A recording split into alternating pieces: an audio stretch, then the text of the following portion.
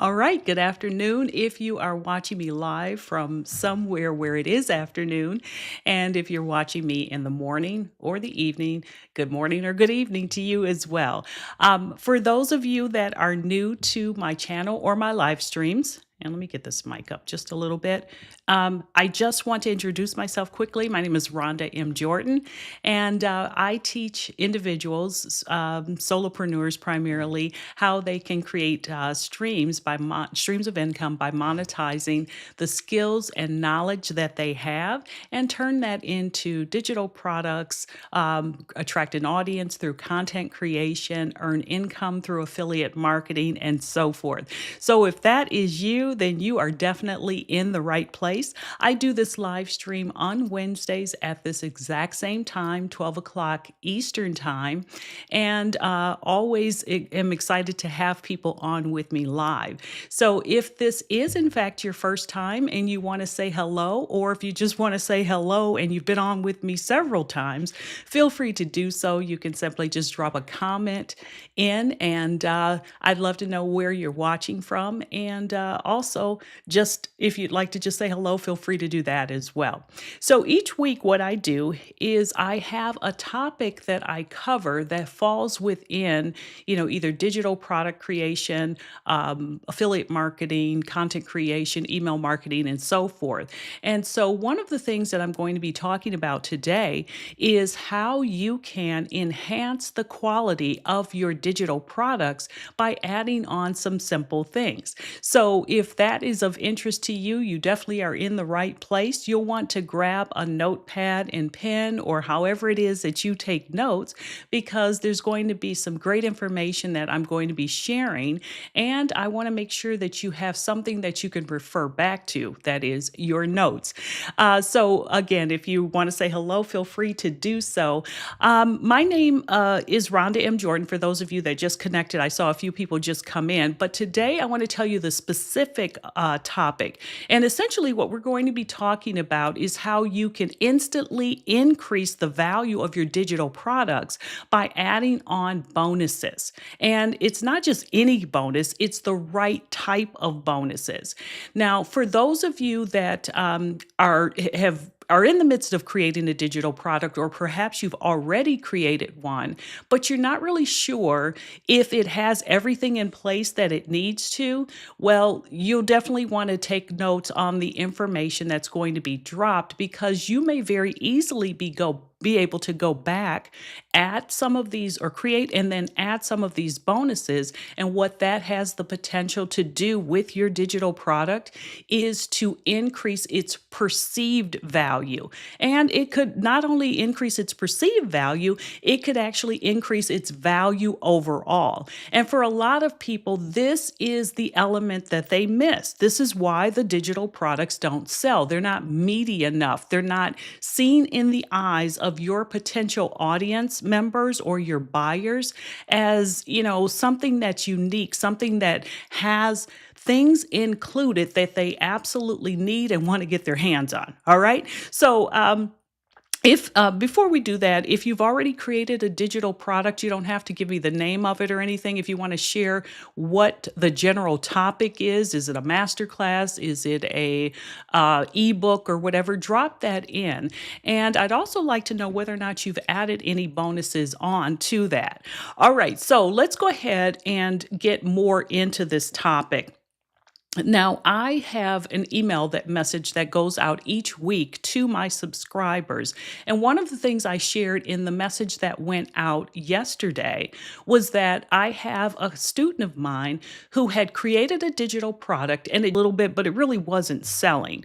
And so I had an opportunity to take a look at it. And then I simply said to her, because she was trying to figure out if she needed to decrease the price, because that was the objection that she was getting from people. I said, no. no, before you do that, let's try something else and we're going to add some bonuses. So she went back and she brainstormed things that could be beneficial to her audience and something that she could relatively easily create. And then she added those in and immediately was able to see an increase in her sales. Now, I'm going to share with you some of the bonuses that she created. And originally in my email message, I said I was going to share 7 different types of bonuses, but I was feeling pretty generous today, so I increased it from 7 to 15. So I'm going to share all of those with you today. And if you have any questions as we're going through any of this, feel free to ask them in the comments section, and I will be happy to answer them. All right, so the first thing that I want you to do, and if you see me looking down, I'm looking at my notes. I want you to understand why bonuses work so well. So the first thing is that they make your main offer feel more complete, if you will. So if you have a general offer, but then you turn around and you add on to it something that definitely could be helpful to the buyer, that in and of itself makes the buyer say to themselves, wow, not only am I getting the main offer, but I'm getting this bonus. And my goodness, that bonus is definitely something that could be useful to me. I can see how that would help me. So just understand that that can, in fact, do it. The other thing is it reduces buyer hesitation, meaning it increases conversions. And the reason it's going to do that is because the buyer looks at what that main offer is, they look at those additional bonuses, and quite frankly, and this has happened to me, sometimes the bonuses are even more appealing than the main offer. So that's why it can increase your conversions, because people can look at it and say, well, I definitely can see how that main offer could work, but my goodness, look at this bonus over here. I know how I want to use that, or that's the missing piece for me. Okay. The next thing is that adding bonuses gives you that stacked effect, if you will. And so buyers, they feel like they're getting well more than the value of the item. And I'm going to give you a tip. So write this down because this is really important. When you create those bonuses, let's say you are doing a $27 product and you're going to give away 3 bonuses. You really want those bonuses to almost feel like make that product, that $27 product, feel like they're getting away with the biggest discount they've ever had. Make those bonuses, share with them what the value of that is, because the value of that is something that's going to save them time, something that's going to allow them to make more money, something that's going to allow them to learn something faster. So those bonuses, when you think about the value, could really be well more than the cost of the actual product. Think about it that way. All right. Now, the other thing is I want to share with you something that, and I'm going to get into what you can do and how you can use this, but I'm also going to share with you one particular item that has definitely helped me in terms of actual conversions.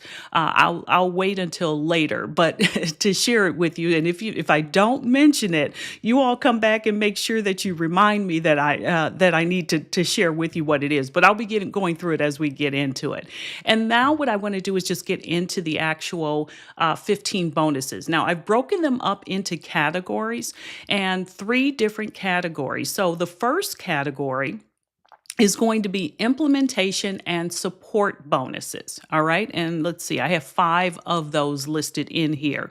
So when I say implementation and support bonuses, it's something that's going to allow people to take that particular product that you've created or the information you've shared in that product and implement it faster, or help them, through maybe some of the rough parts that they may not fully understand.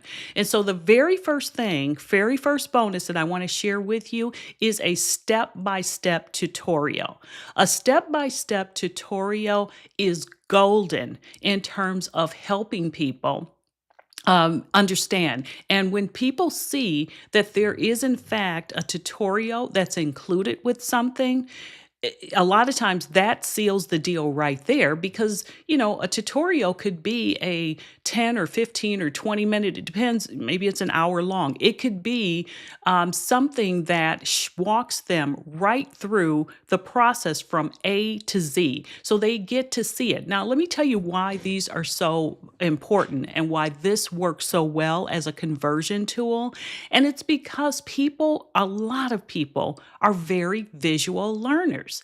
If you're just or they're only seeing it written down. Let's say that you have an ebook, for example, and all they see is the written word and you're describing steps that they need to go through. A lot of people can't make that connection in their brain as easily as they could if they were watching it. Now, obviously they can read, but the problem is trying to do it. And I'm one of those people.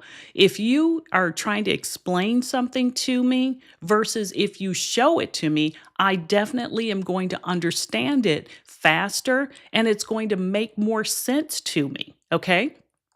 Understand that I'm like the vast majority of the population out there. We are visual learners, okay? So think about how you can create a tutorial. So I'm going to give you some ways that you can create a tutorial. If it's something where you need to show it on your screen, then you can use screen recording software. Now, I personally use a screen recording software that I've had for years. It is something that you would have to purchase. It's called ScreenFlow. It's only available for Mac, though. So, what I want to share with you is something that anybody can use, and it's called Loom.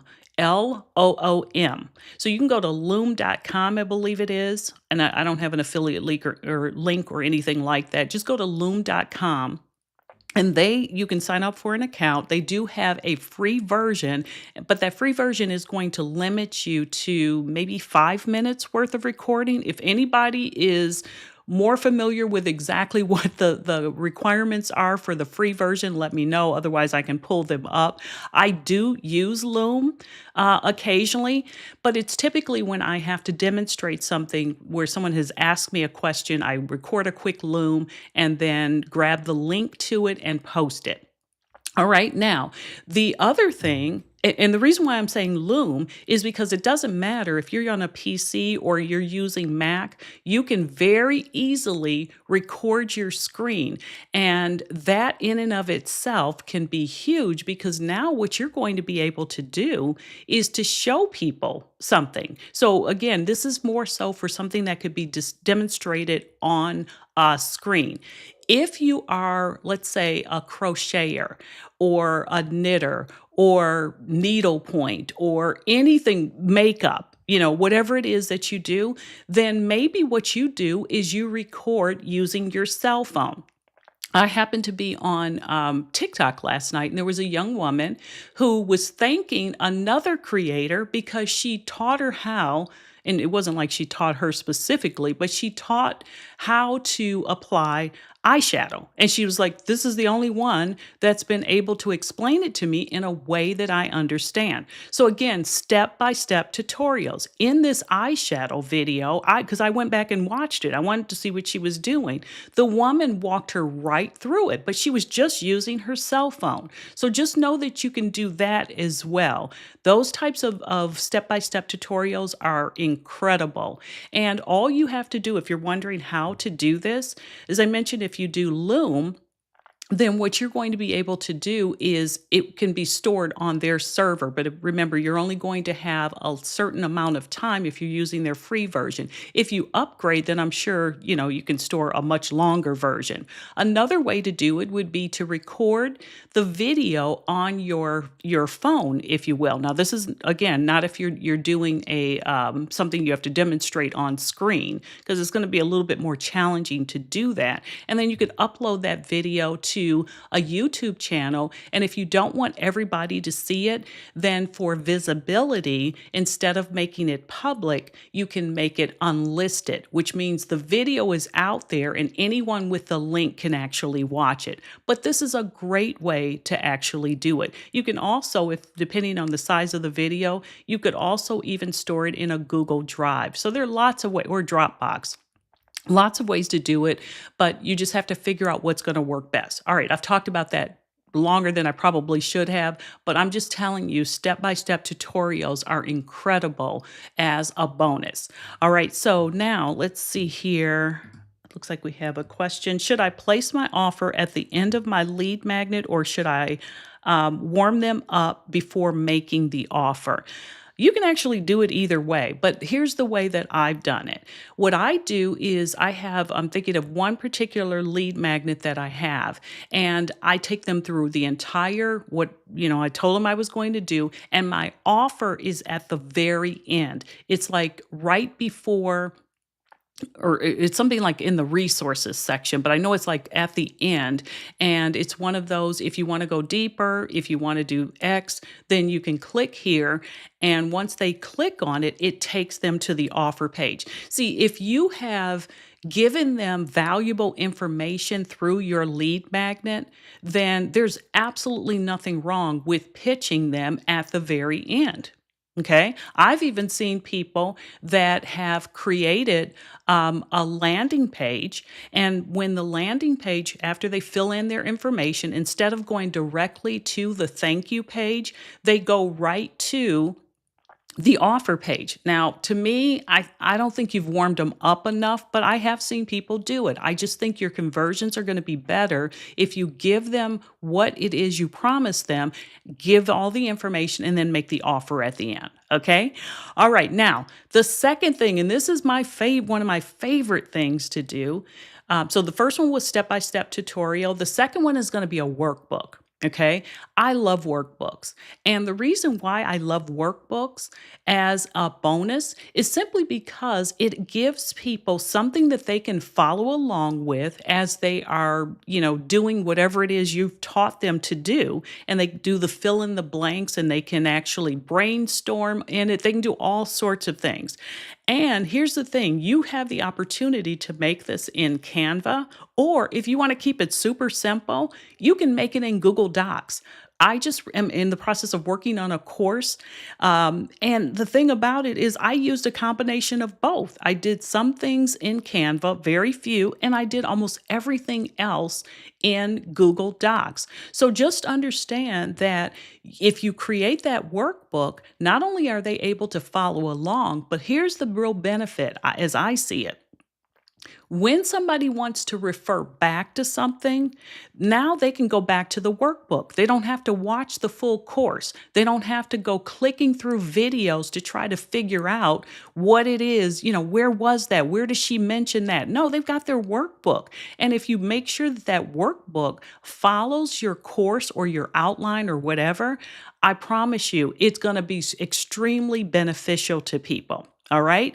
Now, another thing would be like a printable guide. What it's doing is it's just turning everything into the workbook, turns everything into a hands on experience. The guide really is something that, think of it as an ebook, but a mini ebook. So it might be 5 pages or whatever. So that would be another one. But my favorite, again, is a workbook and then probably the step-by-step tutorial. I do a lot of those types of things. All right. Now, the third item under this implementation and support bonuses is going to be either a cheat sheet or a quick reference guide. Now, let me tell you, a cheat sheet can be golden because a cheat sheet is something they can sit on the corner of their desk or workspace, whatever that happens to be. And as they're going through whatever and they need to remember something, now they've got something right next to them. It might be, here's step 1 or here's step 2 or whatever the case is. But a quick reference guide or a cheat sheet is going to be a easy way to remember steps. And oftentimes when people learn things, they're so busy when they're going through the information trying to understand it that once they click away from it, they don't remember the steps in order or they don't remember some of the steps at all. A cheat sheet can be golden. And I'm telling you, a cheat sheet is something you can create in no time. As a matter of fact, I'm going to give you an easy way to create a cheat sheet. Number 1, use Google Docs, okay? Because with Google Docs, what you're going to be able to do is to write the steps. Let's say you've created a course or something, or let's say you've created a ebook. Let's keep it simple like that, and you have chapters that explain whatever. While you're creating the ebook, just open up another Google Doc. And when you have the step listed, just pop over to the second tab and add it to your second tab of just the Google Doc, which is going to become the checklist. Okay. So that's an easy way to do it. That's the way I do it. So I have my, let's say, ebook over here in this tab, which is in Google Docs. And then I have a second tab open on my computer that is just a blank Google Doc. And whatever it is that I list as a step over here, I immediately put it into my Google Doc that's going to become the checklist. So now that can be easily set up. And then you just throw a cover on it. It's simple to do. I'm just telling you that is another thing. Let's see here. Mr. Freedom, thank you for everything you do. You're so welcome. I always like to know that I'm helping people because this kind of information was the stuff that when I was first learning, it took me a while to learn this stuff and it was not in one single place. So I'm definitely happy to hear that it's helping you. So, all right. I appreciate you being here and greetings to you as well. I'm so happy that you're here with us today, Ashioma. I definitely like to see who all is on with me. And again, if I've gone through something and you didn't understand it or you need further clarification on it, stop me, ask me a question, and I will come back and make sure I answer it. All right, now the next thing, and this was one of the things that Mia, I called her Mia, my student that was struggling with selling her digital product. This is one of the things that she created, which is a checklist or a process tracker. Now, what's a checklist and how does it differ, for example, from a cheat sheet? A checklist is going to be all of the steps, okay, listed out, but it's going to be more so where people are going to go through it. And again, this is something they can put on the corner of their desk. And as they're going through the process, all the steps are there. They're checking them off as they go. So it's very similar to a cheat sheet, but this is something a lot of people like to check things off. Why? Because it gives them a sense of completion. It gives them a sense of progress. And checklists are incredible for that. Now, I always like to say before I start live streaming, one of the things that I do is I go through a series of steps. And those series of steps are things like turn on the lights, restart my computer, make sure that the sound is good, blah, blah, blah. So it's a whole series of steps. Now, if someone was new to learning how to live stream, that checklist would be very helpful to them, something that they could put on their desk and work through. Another example of why I know checklist works, if you know any pilots or if you've ever walked past the cockpit as you're boarding a plane, I can assure you they go through a checklist. So checklists are very helpful. And that was some of the input that she received after Mia, my customer, and that's not her real name, and she did give me permission to share this. But Mia, she said that was one of the things that people really enjoyed was the checklist because it gave them something to make sure that they were working against so they didn't forget anything. All right. Okay. Now the next one, number 5, as part of this implementation and support bonuses, as I mentioned is going to be a resource list or a tools guide. These are great too. Now, a resource list is going to be, for example, let's say that I was teaching about email marketing. And I was specifically talking about selecting an email service provider.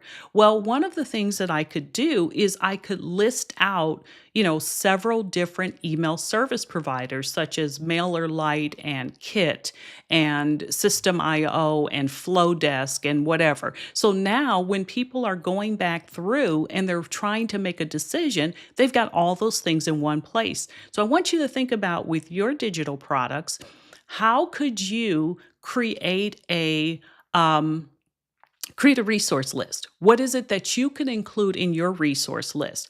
Another thing that you could create would be a tools guide. And they're kind of the same thing. I mean, basically, they are the same thing. But for example, if I was saying that this is how they could potentially differ.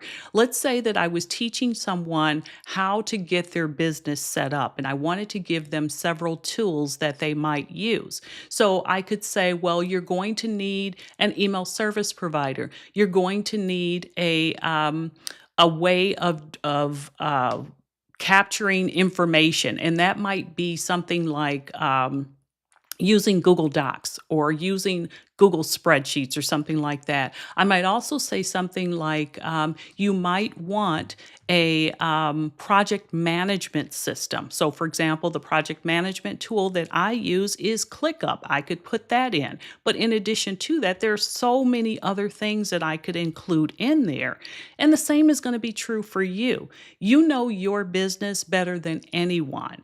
And again, you do not have to be the expert. You just need to be 1 to 2 steps ahead of the people that you're teaching. So instead of them having to go look for all of this information, you're putting it into a list of tools or a resource guide that they can quickly refer to, and now they can go do their own research. You're just putting everything in one place. Okay.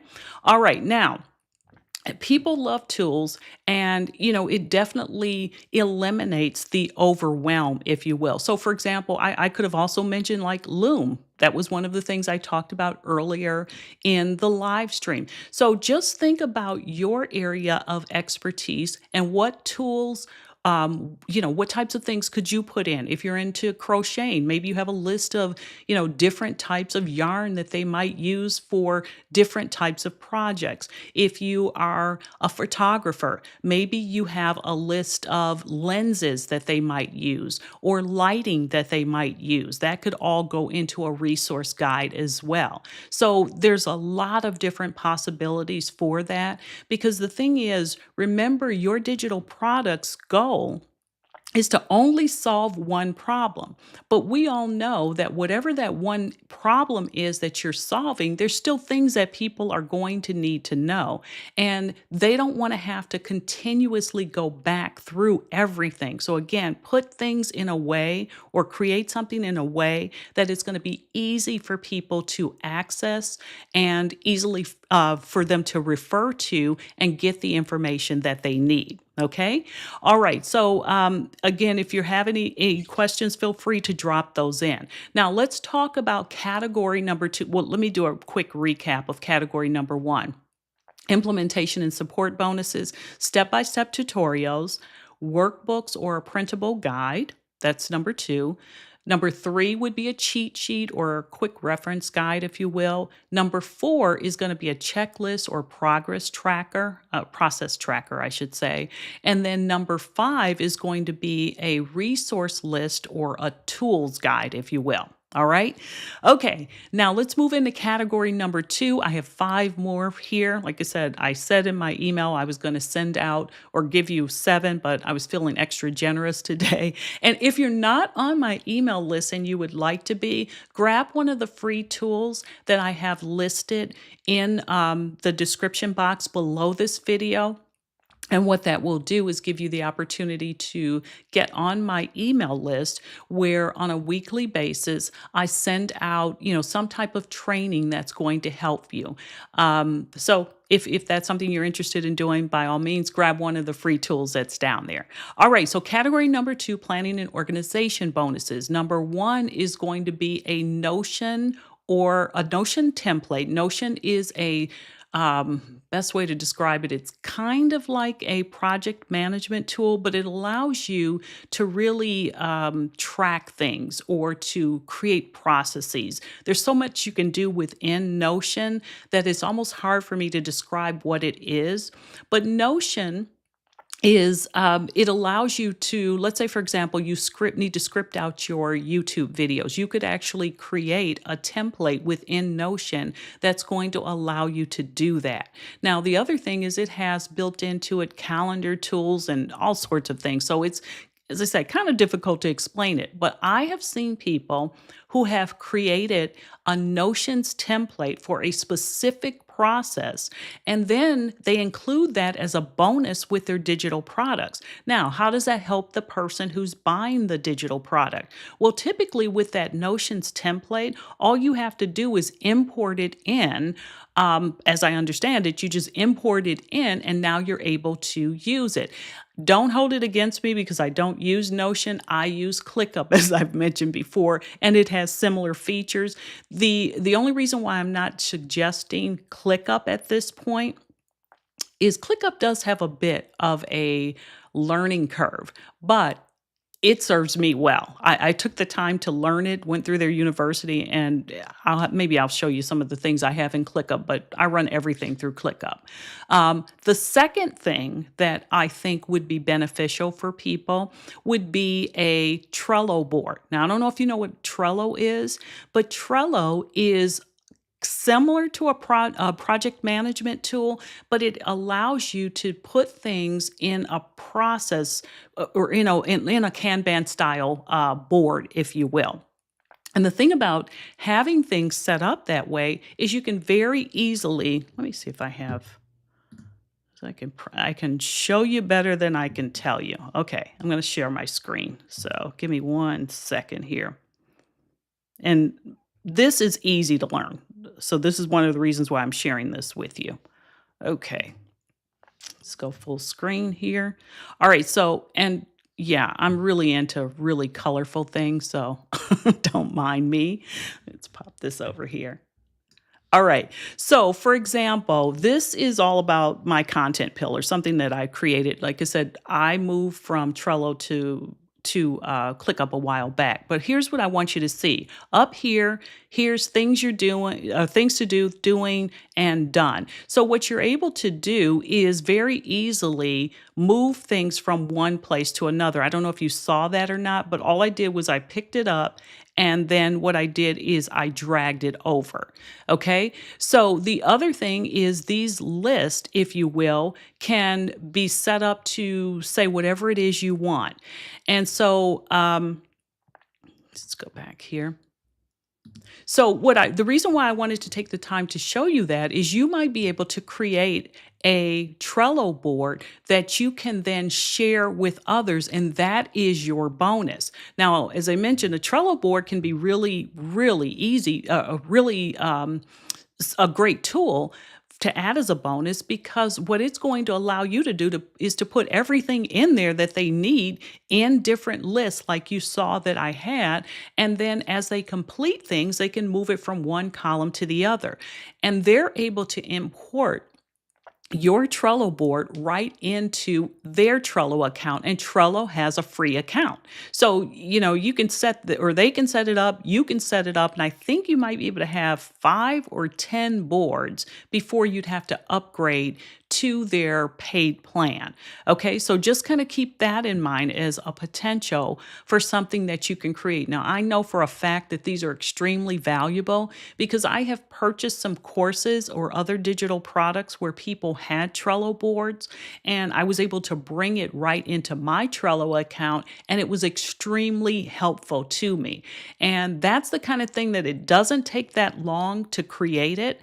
And it is going to increase the perceived value of your digital product because people feel like, oh my goodness, I don't even have to try to figure all this stuff out. And again, for all those visual learners, this is gold. So think of that as an option as well. So you just go to, I think it's just Trello.com. Let me double check it. And as I said, I'm more comfortable, Trello.com. I'm more comfortable sharing that with you because that's easier for people to learn. And there's almost no learning curve with that because it's truly a drag and drop type of thing. So consider that as something that you could include with your digital product. All right, now another thing would be a calendar, a planner, or some type of tracker sheet, if you will. So, for example, let's say that you were teaching people how to, I don't know, let's come up with something, exercise, okay? And you wanted them to know that they have to have so many days of strength training, so many days of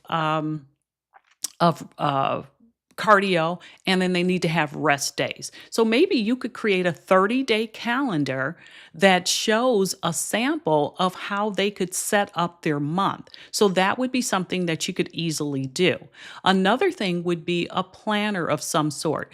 Now, here's what I mean by a planner. That's where you're going to give them, a prompt of some sort, and then they're able to write it out. But another way that you could have a planner, it might be a meal planner of 30 days of meals that are healthy and can be done in 30 minutes or less, and you put them all on a calendar or an associated planner. All right. So another thing would be, let's see, a tracker sheet. People love to check things off, as I mentioned before. And I'm going to give you an example of something. You'll probably laugh about it, but it's okay. But this tracker, you'd be amazed at how well these things work. So a tracker is nothing more than a series of boxes, and every time that person completes something for a specific day, they just check or color the box off. Okay. Let me tell you, if this is my funny story. Okay. And the tracker, if you will, is my Duolingo software, which is on my phone. It's an app. I shouldn't call it software. It's an app. And one of the things that happens is if you're getting close to the end of the day and you have not done your lesson for the day, well, Duolingo will start to send you messages. And they'll say stuff like, you don't want to lose that 1,423 day streak, do you? And so now you're feeling like, heck no, I don't want to lose that. So let me go ahead and do my lesson. All right. Because when I look back, I want to see that streak. Well, it's the same thing with most people. They want to see that they have a streak going, and trackers allow them to do it. It also can be used for pretty much anything. So if someone is exercising, if someone is writing, like let's say, for example, you teach writers and you say, I want you to write 30 days in a row for 10 minutes a day. Trackers can be used for people that want to read books. Maybe they say to themselves as one of their goals, they want to read 10 pages per day. So just know there are so many different ways that you can use a tracker. So again, to recap that was calendars, planners, and tracking sheets. All right, now the next thing under this planning and organizational bonuses, number 3, is going to be a swipe file or copy templates. All right, now let me give you an example of a swipe file.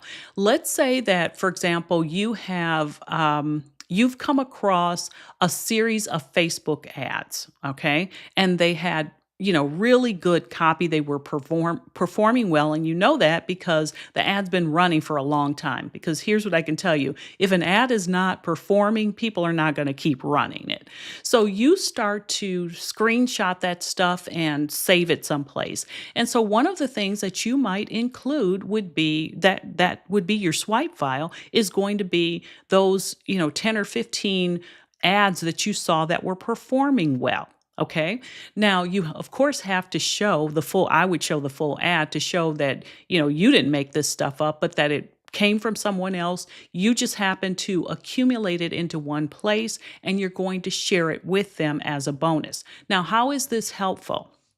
Well, they don't have to go and dig through all the stuff that they might have to in order to find this type of stuff. So you just call it well-performing ads. Another thing might be of swipe files might be, for example, headlines that perform well or hooks that perform well. All of those you can grab and put into a swipe file, but you should make sure that you list out that this is not stuff you created. Give credit to the person that did. And so you put all of that in one place that can be put into a single document, turned into a PDF, and then included as a bonus with your digital file or your digital product. All right. Another thing would be, for example, copy, okay? Prompts, that would be another way to do it. So, for example, one of the things that you might do, let's say that you have become pretty good with prompting AI.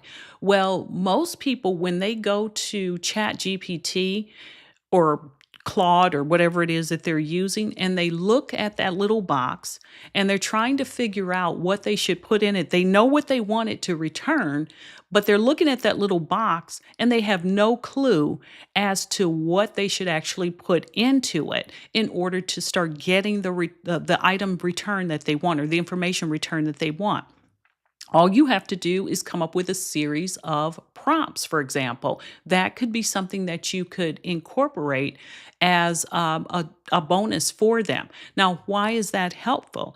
Because you are helping them to eliminate the blank page issue that most of us have. Most of us, if you put us in front of just a blank page, let's use Google Docs, for example. I don't know why I have Google on the brain, but if you put us in front of it and you say, create X, Y, or Z, we're staring. We don't know, what to do. But instead, if you give us a prompt that we can start with, that is much more helpful because now we have something to get the wheels turning. We can start working through that. And that's going to be the same thing for your audience. Give them something that becomes a starting point. It doesn't mean they have to use it exactly as you offer it. Just give them a starting point, and you will find that that's much easier. So just understand that that is definitely something that you can do that will help people. So, all right. So if this is helping you guys in any way, give me some thumbs up so I know that it's not going in one ear and out the other, and that you can, in fact, put some of this stuff together. And we've got much more stuff to go. So just want to make sure that I'm actually giving you things that you can actually use. All right. Now, the next thing is going to be another bonus is going to be a mini training or a bonus lesson. Okay. So the thing about this is if in fact you give them this great digital product and then you say, but in addition to that, here's this, 20-minute training, here's this 30-minute training, here's this, bonus lesson that they weren't even expecting that could be really helpful, that in turn is going to increase the value of your digital product in their eyes. Because, see, this is all about, the perceived value. Because, see, now it's not enough to just deliver, an ebook for $27 in most cases. You can do that. I'm not saying you can't, but my goodness, what if you add on some additional things to it that people weren't expecting? What that does is that takes that $27 purchase from, oh my goodness, it's $27 to, oh my goodness, this is only $27 because I'm getting all this other stuff. See, that's how you under promise and you over deliver. Because initially people were just expecting this ebook. Now, here you come in with this training, this resource list, this whatever. And you don't have to have tons of bonuses, 3 bonuses, 5 bonuses. And to me, 5 is probably pushing it for a $27 product. You really don't have to do that. Just make it so that people look at it and say, I've got to have this because I can't believe it's only $27. And you guiding people through something in the form of a tutorial or, mini training or bonus training or whatever, I promise you that ups the value of that digital product in their eyes. All right. Okay. Thank you guys so much. I'm glad that this is in fact helpful to you. All right, now the last one is in this particular section is going to be a case study or behind the scenes walkthrough. And what this really does is it's going to build your credibility and trust. Okay. So, for example, in a way, what I did with the email message that I sent out to my audience yesterday is I shared the story of one of my customers. Okay. One of my students who was struggling with this very thing. And then I told you why she was struggling, what the issue was, and I told you how we fixed it. Essentially, that was a case study because now you understood what she was going through, More importantly, it was something that they could relate to. And finally, I showed them how to fix it. And that's where you can actually include case studies. Okay. You can do a case study as something that's written. You can do a case study of where you record it as a video and include it. So it just really depends on what type of product you're delivering and how you do it. But those do exceptionally well also. Another thing would be a behind the scenes walkthrough. I like to say those are like those over the shoulder kind of videos where you're showing them exactly what it is that you do and how you do it. Those come in exceptionally well in terms of the way that your customer is going to perceive it. So, a lot of this stuff I know I'm talking about video in some cases and other times I'm talking about written, writing things out or sharing your screen, you kind of get to pick your own adventure. There's no right way or wrong way of doing this. It just has to be valuable to your audience. And what's valuable to your audience, you can kind of ask them.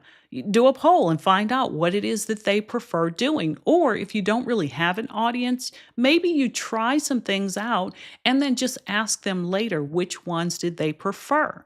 And then I always say, once you figure out what they prefer, you double down on it. Okay. All right. So let's see here.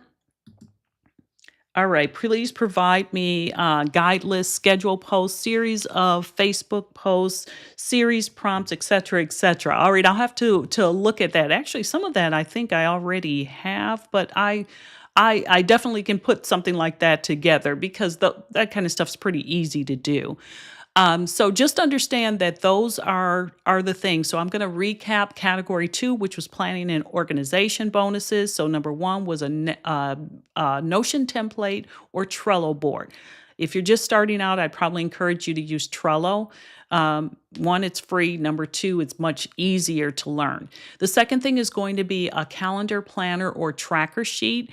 The third thing is going to be a swipe file or a copy templates.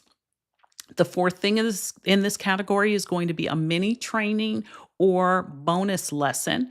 And then the last thing is a case study or behind the scenes. So before I leave that particular one alone, I want to share this with you, which is I want you to always have your eyes and ears open for things that people are struggling with that you can then help them solve, because those can become case studies for you down the road that you can share with other people. The thing I want to also do with respect to that is always ask the person's permission that you are going to use as a case study if it is okay. All right. Now, in some cases, they're going to say absolutely. In other cases, they're going to say, yeah, but change my name. And then in other cases, they're going to say, absolutely not. I don't want to do it. And if they say no, you need to just respect that and leave it alone. All right.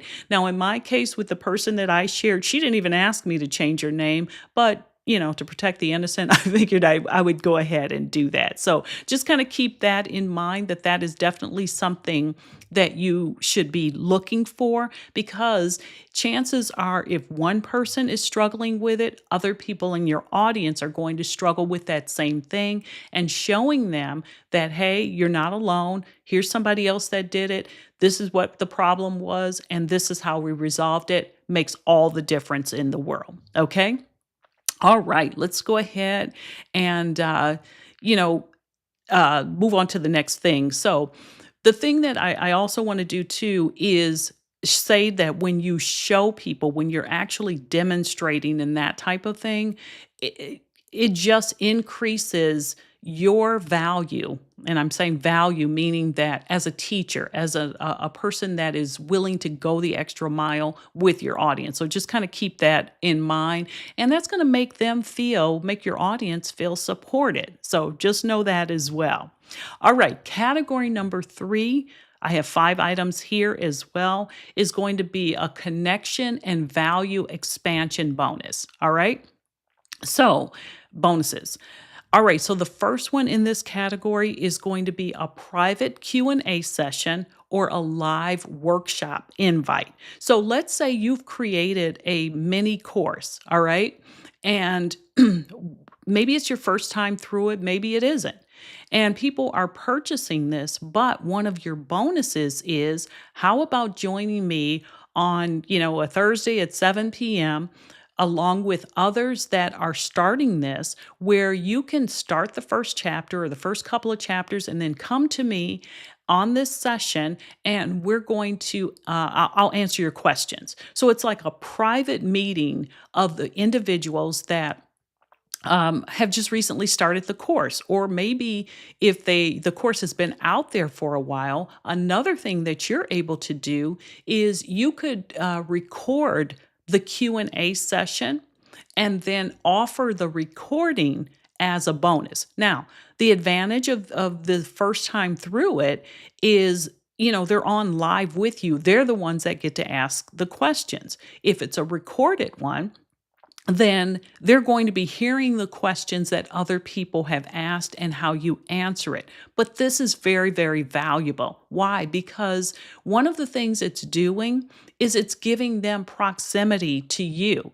the expert, the one who has the knowledge. It gives them the opportunity to get their question answered. Now, let me tell you how easily you can create this or do this. You don't have to use Zoom. Okay. One of the things you can do is you can set up a Google Meet. So if you have a free Google account, which you should, because there's so much you can do with it, then you can set up a Google Meet, create the meeting time, if you will, and then you just provide the link to the people that are going to be on live. Once it's actually recorded, then you're just going to be providing the link to the recording so they can watch that. Okay, so that is extremely helpful. And my student, Mia, she did this. And she said she just loved it because it was fun for her because she got to talk about something she really enjoys it enough, obviously, to create a digital product around it. But the other thing was the people that were on with her, instead of struggling with questions that they'd have to try to figure out on their own, they were able to ask her directly. So this is huge. And as I said, your session, if you will, it can be an hour long, it can be, hour and a half. You decide how long you want it to be and make it really simple. If you don't necessarily see a lot of questions coming through, I want you to come into that session with 5 to 10 of the most frequently asked questions. So that way, if you don't get a lot of questions coming to you through the session, you have some that you can throw out and answer yourself. So I hope that makes sense to you, because some of the people that are going to join the Q&A, they're going to be timid and they may not feel comfortable asking a question. You've got introverts in there, whatever the case may be, but they want to be on because maybe somebody else is going to ask the very question they wanted to ask but were afraid to do so. So just know that these can be extremely beneficial to you. Now, another thing, number 2 in this category, is going to be access to a private community or group. Now, if it's a pretty inexpensive course, I'm saying under $100 or something like that, I don't know if you want to keep this group up for an extended period of time, because understand, if you create, let's say, a Facebook group and you're just going to give it to everybody that purchased, and it's a pretty inexpensive course, do you really want to monitor that for a long time? So maybe one of the things you could do is you make it a pop-up group. So for 2 weeks, the group is going to be available, and then after that, you archive it. And the reason why I'm sharing that with you is, as a new creator, and maybe this is your first digital product, or the next one that you're creating after the first one you've created, just understand that, time is one of your most valuable resources and you can't get that back. So I don't think you really want to maintain something. Now, if you sell a course that's much more expensive and more comprehensive, and one of the things that you're going to add on is a group that's going to stay out there, then by all means, leave it out there. But just know that, for an inexpensive product, I would only do a pop-up group. I would not do a group that's going to be there in perpetuity, if you will. All right. Okay. So let's see. Any other questions on that before we move on? Oh, and let me tell you one of the reasons why these groups work is it gives people a chance to ask questions. It gives them community, if you will. Another thing that it does is it gives them accountability because one of the things that you could be doing is popping in there once a day and dropping in some information or answering questions or whatever the case is. You could even incorporate like an office hours type of thing. So I'm thinking if it's like a 2 week pop up group type thing. All right. Okay. Now, the next thing, number three in this category, would be exclusive audio. I'm thinking more like a podcast episode or, it could actually be a podcast episode in video format. And I know you're like, well, that doesn't make sense. Yeah, you have to think about YouTube. YouTube now allows you to have a podcast, but you actually have a camera rolling. So you might have a topic that you are recording and you go into more detail on. And the easiest way to do that is, again, make that unlisted. So it's not public, meaning everybody has access to it. It's unlisted, and only the people with the link actually have the opportunity to watch it. Or if you do, in fact, have a podcast and you want to have like a members only type of podcast or a specific episode, you can do that as well. So just know that that is an option. But obviously, if this is not what you normally do, I probably wouldn't encourage you to use this as a bonus. So, in other words, if you don't have a podcast, I don't know that this would necessarily be the way to go for you. There are many other options on this list that you can use that would be a better option for you. However, if you do have a podcast, this would be something that could be great for you. All right. Okay. Now, the next thing would be, for example, discount codes or an affiliate resource bundle. Let me explain to you what I mean by that. So, you have probably experienced an affiliate resource bundle and maybe you didn't realize it. So, let me give you an example of how they work. Let's say that there is a course that you happen to be an affiliate for. And one of the, people, obviously, there are others out there that are an affiliate for it as well. One of the things that you're able to do is you could, in fact, offer like additional things, maybe one of your digital products as a add-on, if you will.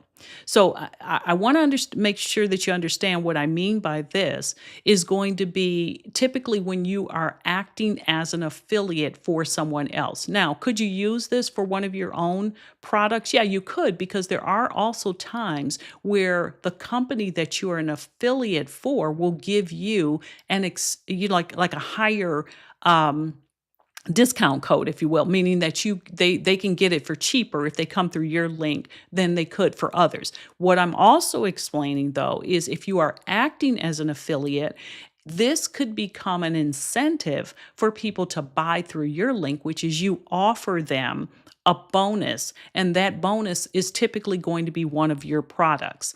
So you just kind of throw it in. And so now it becomes the reason why people might buy through your link versus other people's link. So I hope that explains that a little bit better for you.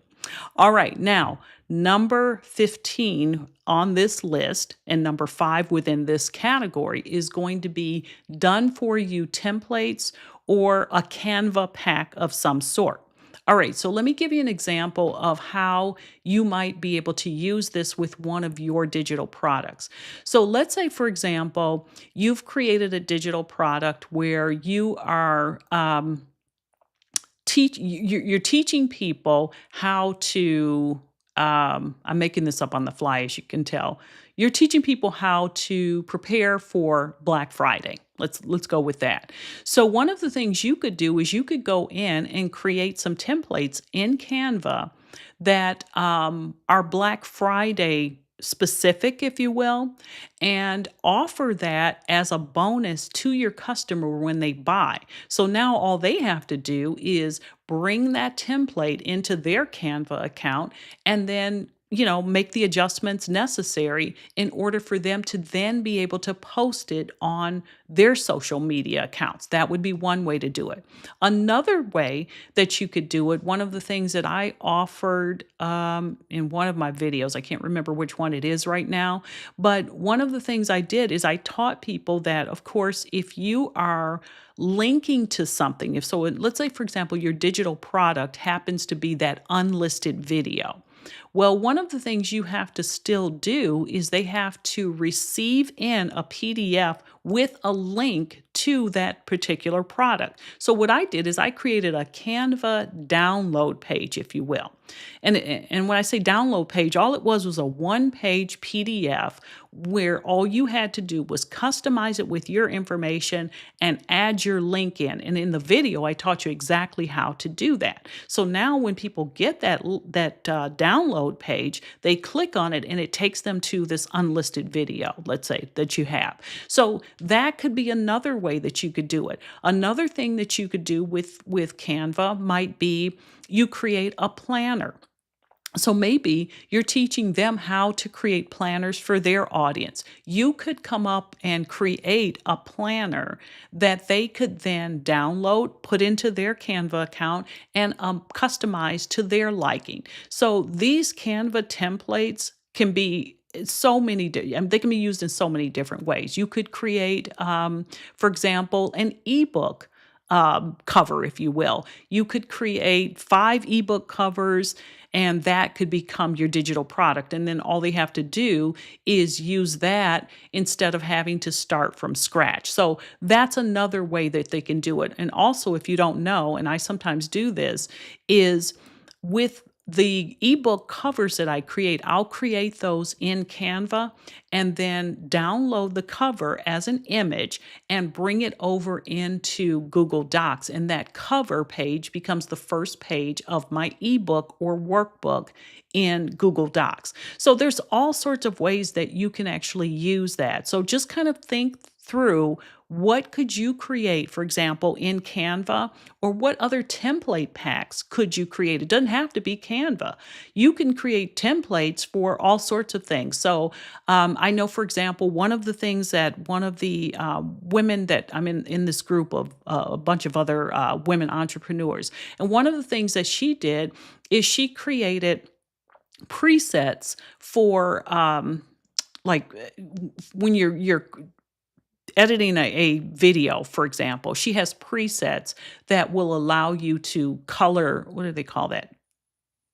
Adjust the colors, essentially. She's got all sorts of things like that. So think about what templates you could create. Could you create some patterns? Could you create some shot? Oh, here's another one that you could create. Let's say you're a photographer and you take pictures of whatever. You could come up with a template pack that just simply has different poses or something. I'm just giving you some ideas. You'd have to customize this again for your own audience, but I definitely wanted to make sure you knew, that there's lots of things that you can incorporate. All right, so I'm going to summarize this connection and expansion bonuses section. So the first one again was going to be a private Q&A or live workshop. The second one is going to be access to a private community or group. The third thing is going to be exclusive access to a podcast episode or an audio file. The fourth one is going to be an affiliate resource bundle or a discount code that gives additional savings. And then the fifth one is going to be a template pack or Canva pack or something like that you can offer to people.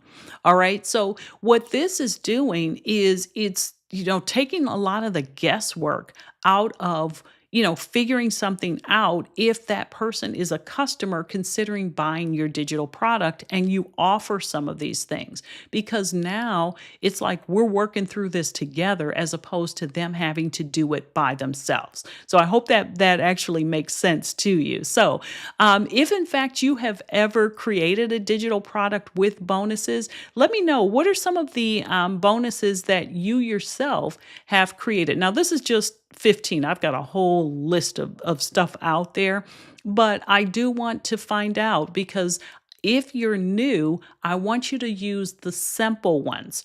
Don't try to create things that, are going to be a challenge for you. I want it to be simple, but it should be extremely valuable for your potential buyer. And as you're putting these things together and you're listing them in the copy to your digital product. When I say copy, I mean what's actually listed to explain what they're getting. Just know that you want to put this out there so people can see that all these additional items are being added in order to do it. Remember, you don't need a ton of things. 3 to 5 is more than enough. And you don't necessarily even have to do 5. All right. So, but like I said, I'd love to know some of the things that you all have created, or whether or not this has given you some ideas of things you can add to your bonuses. All right. So, just to wrap this up in terms of giving you the information, just know that your bonuses are going to help you build trust. They're going to increase the perceived value, and they will definitely make your audience take action faster, because remember, they go from, oh, this is $27 to, oh my goodness, I can't believe this is only $27. All right. And then, start with, like I said, 1 or 2 bonuses and go with that. If you want to add a third one, fine, but you don't necessarily even have to do that. And then the next thing that, you want to do with all of this is make sure that whatever you put together, it makes sense in the eyes of your customer. So in other words, if you're going to do a walkthrough, then you need to do it in a step-by-step fashion. If you're going to do a Q&A session, then you need to, schedule that Q&A, tell them when it is, and be on when you say you're going to. If in fact it is just something you're sending out to them, then it should be easy for them to download and be able to see. You don't want them to have to jump through a bunch of hoops to figure out where it is or how to find it. All right. So let's see here. Do I have any freebies, idea of a freebie that you can create in regards to content repurposing for coaches or small business owners? All right. So as a freebie, one of the things you might be able to do, and let me know whether or not this can work for you. Let's see here.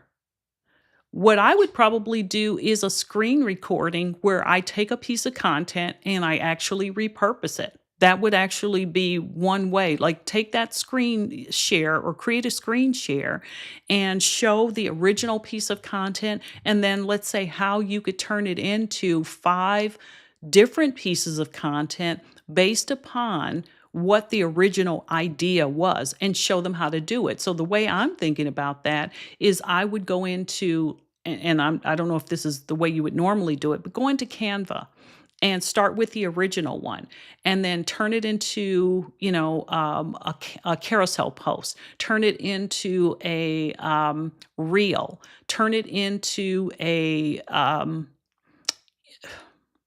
I don't know. I'd have to think it through, but you see what I'm saying? You're actually showing it.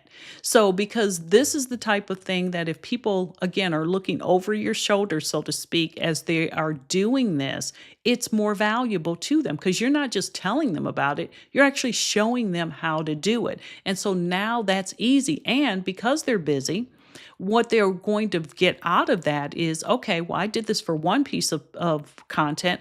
My goodness, I can just keep repeating this process and do it for other pieces of content that I have.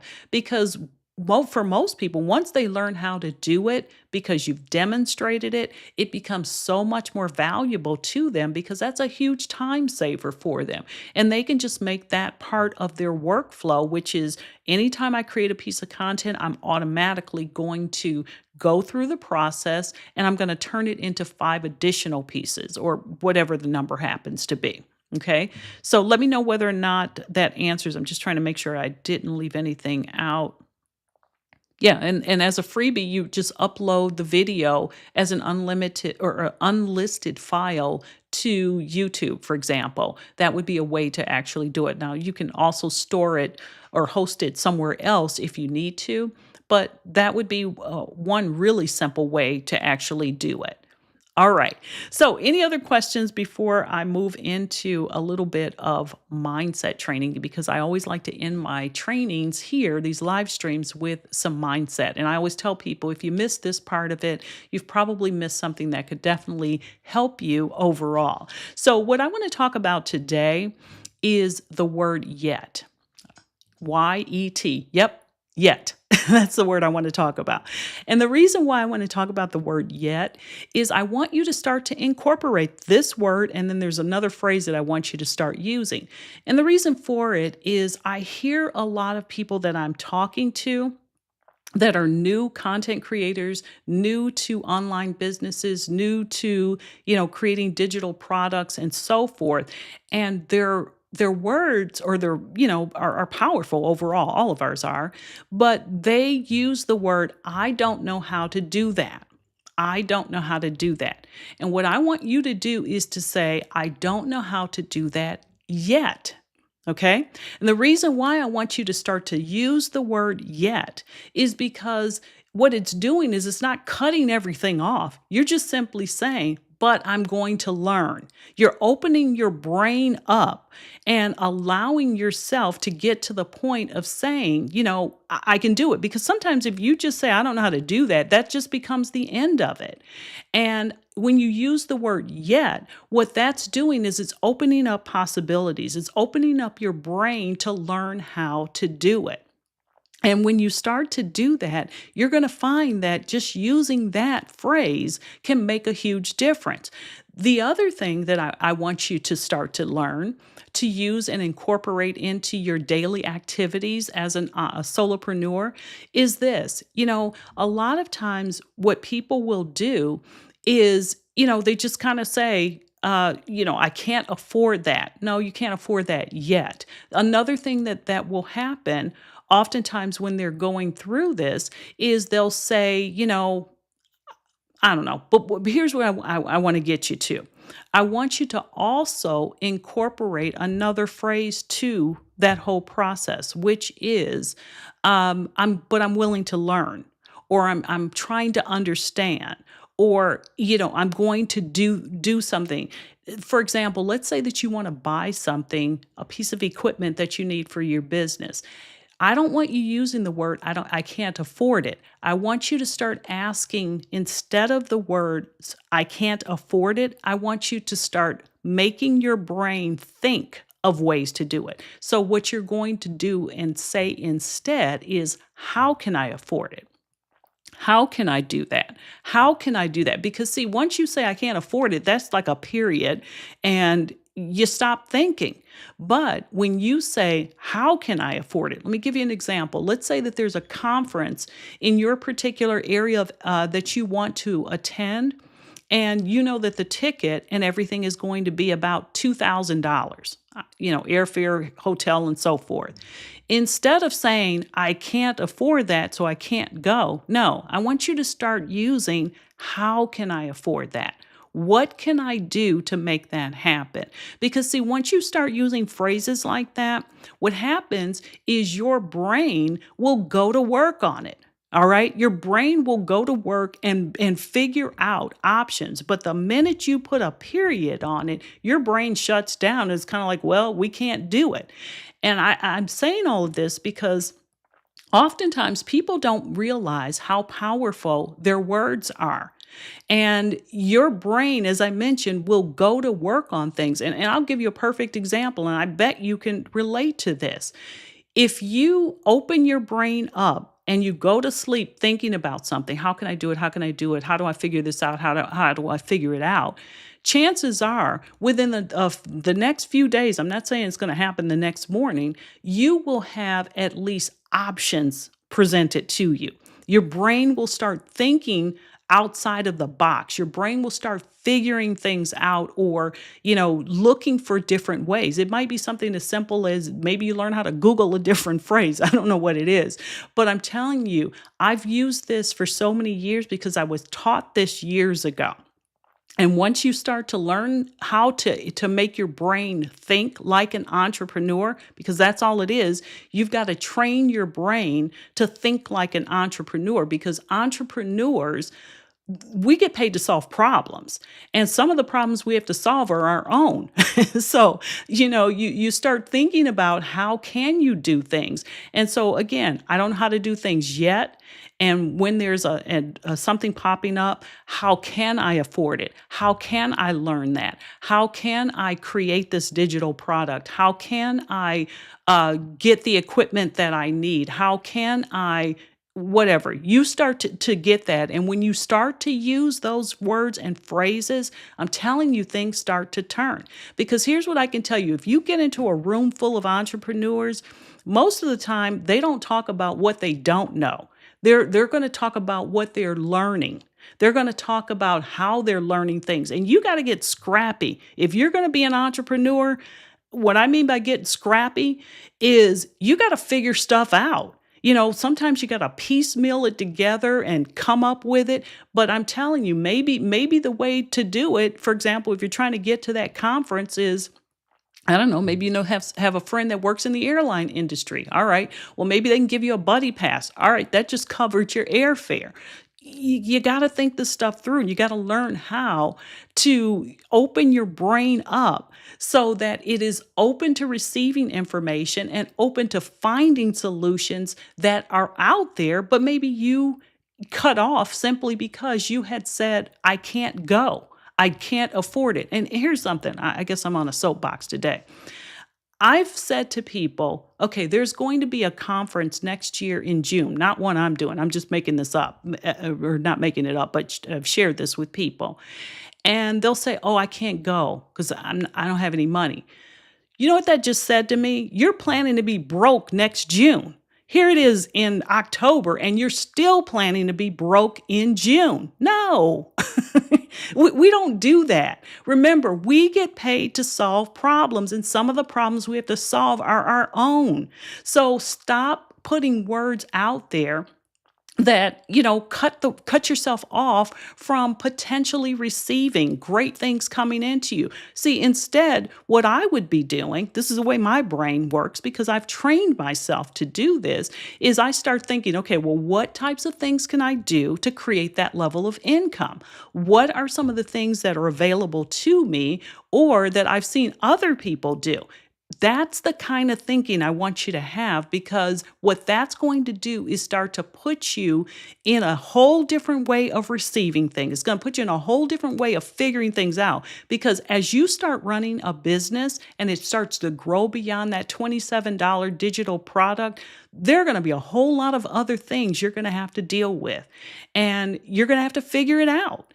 And so it's better for us to start learning now while we're still small than once it becomes larger. Okay. I could tell you so many stories. My husband and I are both entrepreneurs. We have another business. We just dealt with something, and it was like, okay, well, this is what we're going to do. And it's all because we've trained our brains to go to work on solutions versus focusing on problems. All right. Okay. So let me just see here. All right. I'm going to go through the comments before I wrap up. Let's see. That's helpful. And they also want to hand off the job to me. Exactly right. All right. So that is good. I'm glad, because like I said, that's great, because again, that is going to show them exactly what can do, and if they don't want to do it, they can pay you to do it. I agree with that 100%. All right, so as I always say, if in fact this information has been helpful, by all means share it with somebody else. Give it some thumbs up, so that the YouTube algorithm will push it further out and more people can see it and benefit from it. My name again is Rhonda M. Jordan. I will be back in this seat next week, Wednesday, at noon Eastern time. And I hope that not only are you here watching this live, but you'll invite some friends, business besties to come and join you for next week's training session as well. So thanks for watching, and I look forward to seeing you next week. Have a very, very successful and a prosperous day. All right, take care and have a good day.